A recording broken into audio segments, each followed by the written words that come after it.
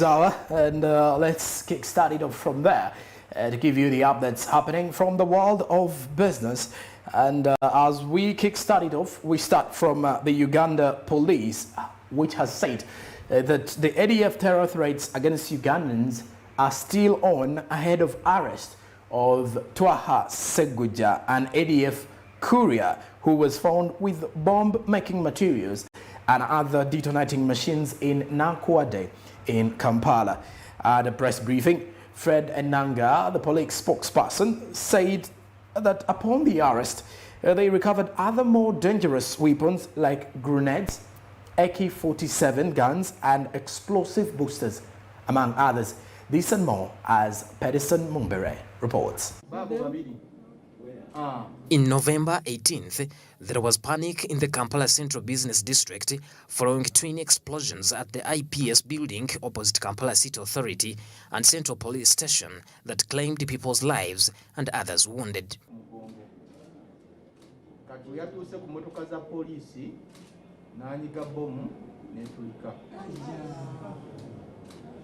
During a press briefing, Fred Enanga, the police spokesperson, challenged Ugandans to remain vigilant, saying that terror threats are still on following the arrest of an ADF courier, Twaha Seguja.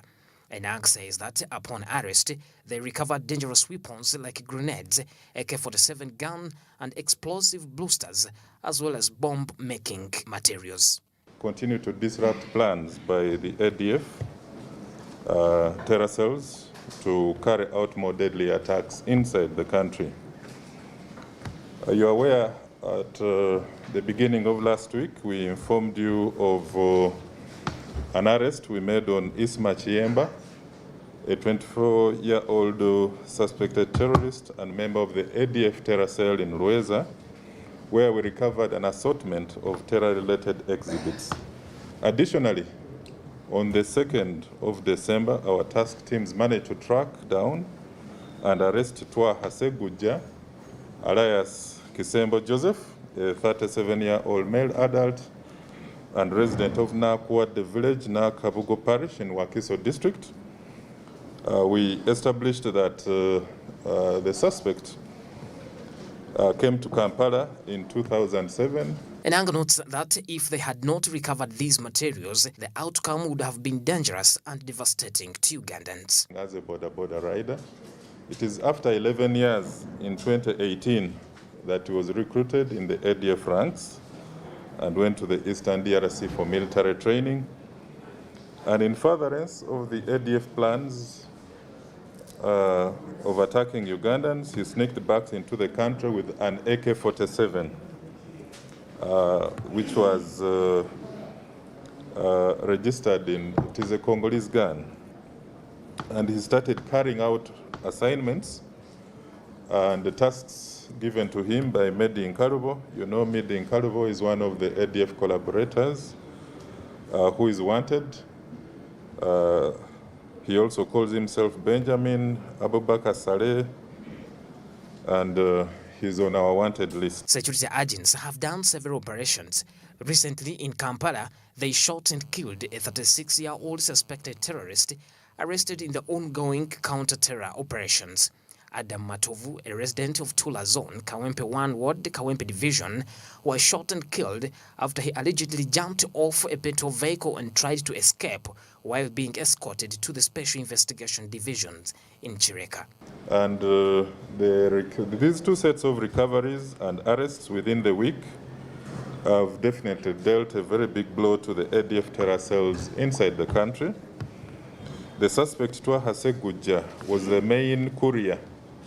He was the main courier of the ADF network and was actively involved in the transporting of bomb-making materials and weapons amongst their operatives.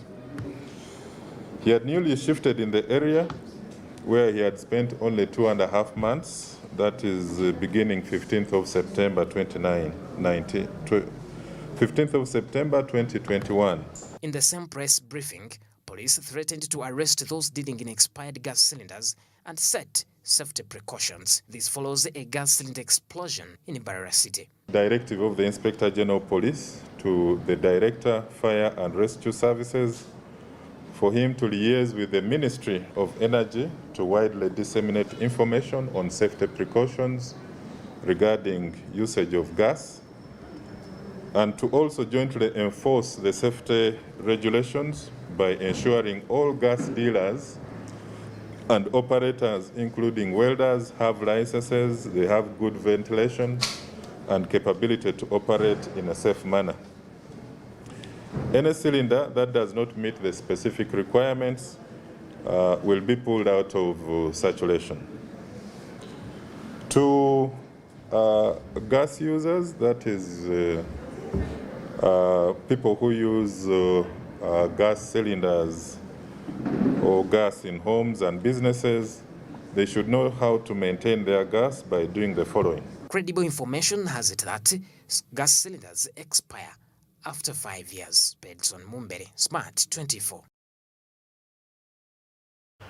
And on that matter, Ugandans have been called to remain vigilant in one way or the other. Reason being that police has continuously been tracking down all those attached to the ADF terror group, and that is where this story is actually bringing up to that. And in the search, police has arrested, killed, and a number of all these terror groups. This particular one, who was actually, there was a 36-year-old who was shot and killed, who was a suspected terrorist, and had been arrested in the ongoing counter-terror operations, and that was none other than Adam Matovu. So police also threatened to arrest those dealing in expired gas cylinders and set safety precautions, as this follows a gas cylinder explosion in Mbarara. As credible information has it that gas cylinders expire after 5 years. So that means people are now selling cylinders which have actually taken 5 to 7 years and they're still functioning in one way or the other. So you can get where the argument comes from.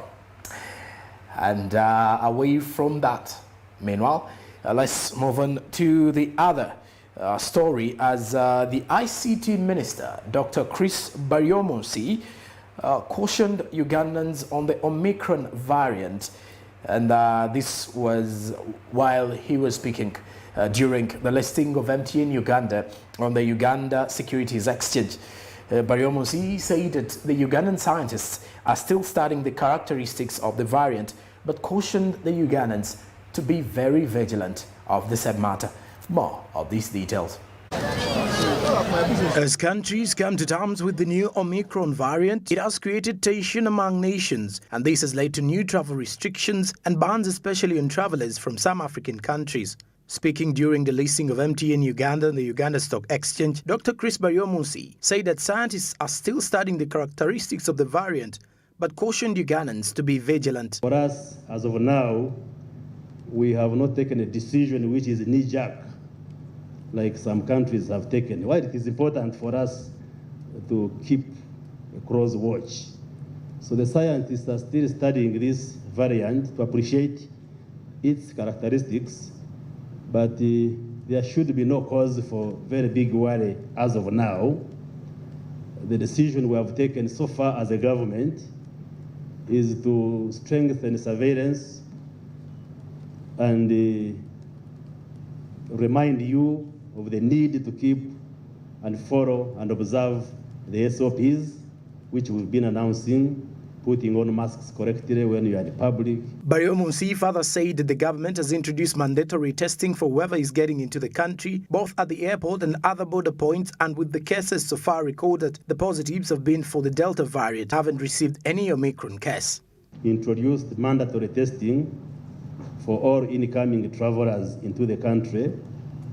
So whoever is entering into Uganda, whether through the airport or the other border points, we subject you to a COVID test. And we've been getting some few people testing positive. If you test positive, then we subject the sample to further analysis, what in science we call genomic sequencing. That means we further examine the sample to see what kind of strain is causing that positivity. We've been having largely the Delta variant. With this, the minister called upon Ugandans to practice the safety measures and to ensure that they follow the standard operating procedures, and he also assured them that the government has not yet considered another lockdown, but everyone should be vigilant of the Omicron variant. And by this, Ariomosi pointed out Charles Mbire, who had asked whether the government would close the border points. Vigilant, let's observe the SOPs and other preventive measures. We are doing our best to see that this variant does not come into the country.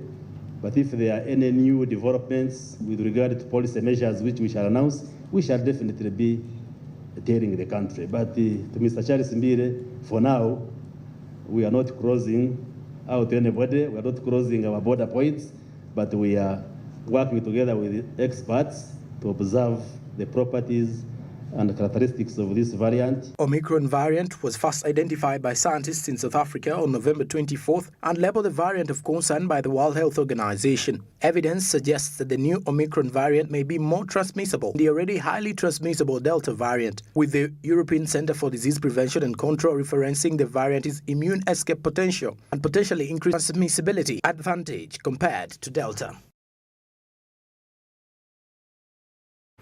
The Omicron variant still posing a possible threat to a number of economies, with some of the countries like the UK putting travel restrictions from people coming in from most of the countries in Southern Africa, Namibia, Mozambique, and the neighboring Lesotho, and all the countries around there, as well as Hong Kong, and other countries actually looking at it as a developing story. As more of the factors here in Uganda, meanwhile, Dr. Chris Bariomosi said that the issue is the scientists are still studying the characteristics of the Omicron variant, but what we do know is that it is more transmissible than the Delta variant, and we all know how the Delta variant actually impacted on our economy when we actually lost a number of big figures in there from the corporate world, as well as many people lost their loved ones as well. So I hope this time around Ugandans can remain vigilant and more aware of the fact that this is ongoing. But the government is continuously carrying on the different testing at the different border points to ensure the safety of the Ugandans. And on the same matter where the ICT minister was, that was during the MTN public listing on the Uganda Securities Exchange, we draw on to our next story. MTN Uganda officially lists its shares on the Uganda Securities Exchange. MTN Uganda Limited announced that it will proceed with the listing of its 22.4 billion ordinary shares on the Uganda Securities Exchange, with trading commencing immediately. Let's have more of the story. As long as you don't speak, the masks can come off. Don't speak to each other. MTN Uganda Limited announced that it will proceed with the listing of its 22.4 billion ordinary shares on the Uganda Securities Exchange, with trading commencing immediately. The listing has received the requisite approvals from the Capital Markets Authority in Uganda and the Uganda Securities Exchange. It follows the successful completion of the largest initial public offering in Uganda's history, raising a record of 535 billion Ugandan shillings from applications for 2.9 billion shares, including incentive shares. That MTN Uganda is listing its shares on the Uganda Securities Exchange. I thank you so much for being present today on this historical day, because the listing today on the USC is the climax of a journey that started 3 years ago. This journey started in September 2018. With the issuing of the new national broadband policy by the government of Uganda, Minister of ICT, which resulted a year later, in November 2019, into the new telecom licensing regime framework. In anticipation of the IPO, we launched a massive marketing campaign called Uganda is Home, which then later on, in October and November, turned into an IPO awareness campaign, with, I would say, the already legendary Jane Kafulu Washer's video or videos. The CEO Stanbic Bank and Jiko says that there was a total of 21,394 applicants, and out of these, 20,894 were Ugandans, and on the region, Ugandans still had the lion's share, and the ordinary Ugandans, all Omuntu Wawansi, ejected in 54 billion shillings. There was never a straight line. There is no playbook that told you what step to go where. It is exceptional, it is different, it is unique in its nature. And we want to thank our regulators. The regulators have been absolutely incredible. You know, I think they deserve a bigger hand clap. Because this is truly uncharted territory. So from the CMA, Mr. Keith Kalijura, I'm going to ask you to please applaud him and his visionary leadership. Mr. Paul Buiso at the Uganda Stock Exchange, we applaud you and we thank you. His team worked very hard to get the MIPO to work with the system. And there were sleepless nights put into this.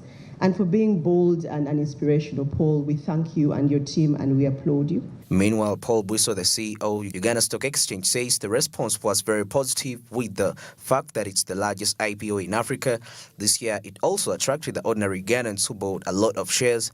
And he also said that they expect the market to grow with technology that has been improved during the MTN IPO improved efficiency. This was really positive. As you've heard, the number of shareholders that were onboarded were 21,000 new investors. On top of that, the Wananchi, the local investor, the retail Yumi, brought in 54 billion Uganda shillings in a space of 6 weeks. So it also was able to raise 535 billion Uganda shillings in the space of 6 weeks. So as a first, it's been the largest IPO in Africa this year, but all the signs or the results show that it was really the biggest IPO in the country. Market to grow. The technology and the solutions we put together for this IPO resulted in efficiency in terms of investors being able to access the market. In terms of technology, again, we are able to provide easy access. So investors are using the MIPO solutions will be able to buy and sell shares.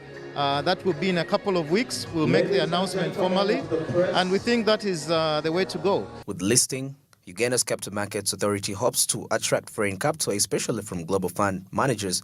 According to the CEO, Keith Kalijura, the IPO, the first in the country in more than 3 years, is also the biggest since Umeme Limited raised about $66 million in 2012, according to data. The listing is quite significant as it draws the Uganda market closer to being categorized as a frontier market by the different providers of different categorization indices, and particularly Morgan Stanley Capital International. Listing raises expectations for further development of the Uganda Securities Exchange.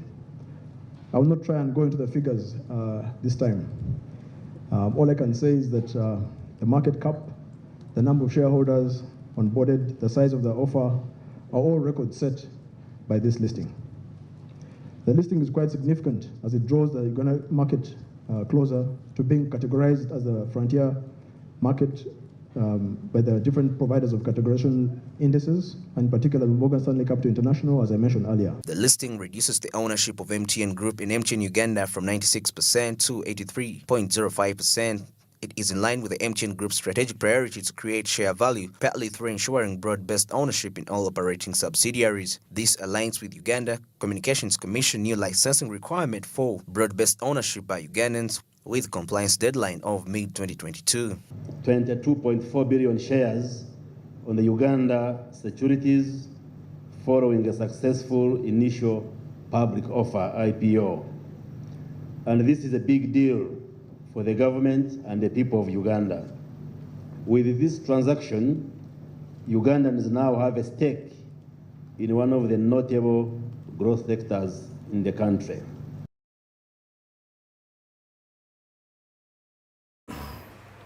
And on that same matter, MTN Uganda officially trademarked history in the making, if you could put it right.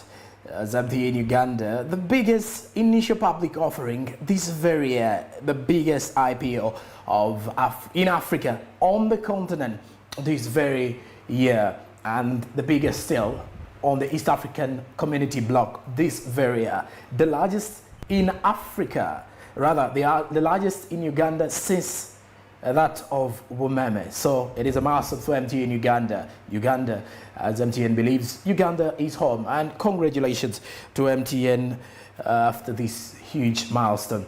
And away from that, meanwhile, let's look at the other story from the business news. It is with the Tunisian business delegation to Uganda opens up potential market for Tunisian investors. The two-day delegation happening at the Kampala Serena Hotel attracted 20 Tunisian companies seeking for market of their goods and services in Uganda. Let's have more of this story. The Tunisian-Ugandan business delegation, which is a two-day event, will focus on strengthening and creating more business opportunities for the private sector. The Tunisian-Ugandan Business Forum will build bridges between North and East African trade markets and strengthen the existing bilateral relationships between the two states. Jemba Kanakulia Mulondo and Thaddeus Musoke of Kasita identified the key advantages that the Ugandan traders will get from the business delegation and the impact of the Tunisian goods in the Ugandan market. Introducing Tunisia to Ugandans, that is different goods that are being produced from Tunisia, which can be imported into the country, and leveraging on the African Continental Free Trade Area arrangement, which is in line with increased economic inclusion within the continent of Africa, and how best we can take opportunities that come with it. Now, today we have seen several of the companies from Tunisia showcasing what they have, from finished products to hardware and construction materials, assorted items. By our comrades from Tunisia to come and participate in their export promotion campaign. Because they know Uganda has a very potential market for their products, and by that their products are of good quality. So that's what we are telling the government, but you are promoting boo-boo. But why should we come up with a new theme that buy Uganda, buy quality, than buy Uganda, build Uganda? Because we want quality. So they cannot force us to buy boo-boo when the quality is still lacking. But their products are good, they're good quality, but we have tried to engage them that the policy of Uganda is to produce locally. Meanwhile, the Tunisian delegation sees this as an opportunity to tap into the available market with the possibility of investment in the near future, with the fact that Uganda provides both markets for imports and exports. To find a partnership with a company, a Ugandan company. So we are looking, we have some companies that are in distribution, others that are in construction, other in medical. So the objective is to find a partner to collaborate, perhaps for distribution, even more, perhaps it could be for investment, for partnership, for investment. This is our objective. It's our first visit to the market. We will discover during this visit level, I think it will be a distribution relation, but the principle is that it should be a win-win relationship. I mean, we will be together winning, we will study, and it can, after, to be more effective, I think it could be an investment, because I think here in the market there is a lot of potential. Maha Ben Isa of the Mediterranean International Trading Company, also from Tunisia, believes that with Uganda it is easier to break into other African markets since it's well situated and stable, providing room for peaceful transition for business. I'm a member of COMESA since 2018. I think this is a big opportunity to start a new partnership with Tunisia and Uganda. And all of these countries have many potentials. So why we are here with 20 companies, Tunisian companies, that we just to introduce ourselves here. So for Uganda is center of Africa, is well situated, and with Uganda we can penetrate other markets, I think.